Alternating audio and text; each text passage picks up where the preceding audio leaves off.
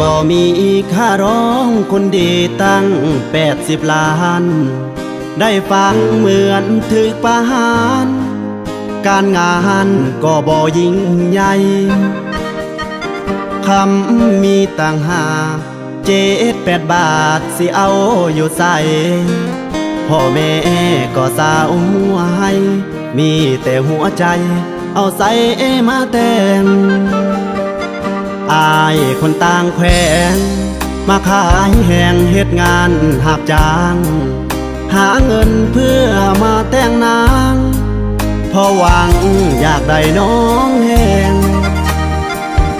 แต่แม่น้องนางปิดทางเหมือนกาไฟแดง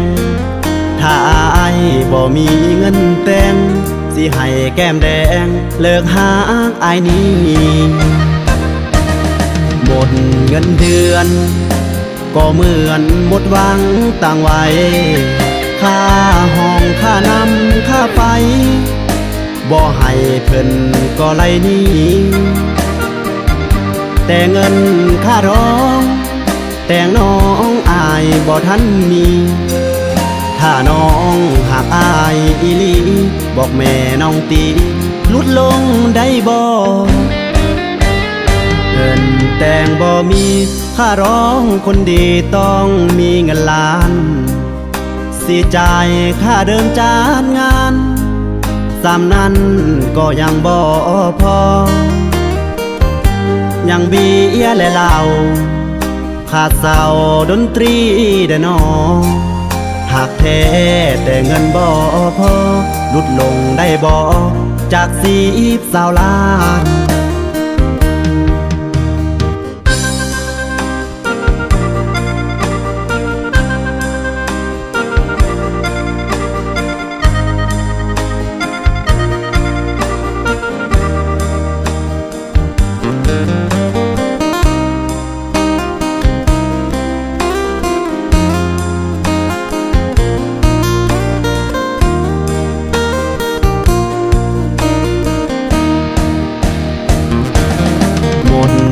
เดือน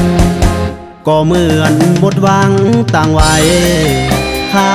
ห้องค่าน้ำค่าไฟบ่ให้เพิ่นก็ไล่หนีแต่เงินค่าร้องแต่งน้องอายบ่ทันมี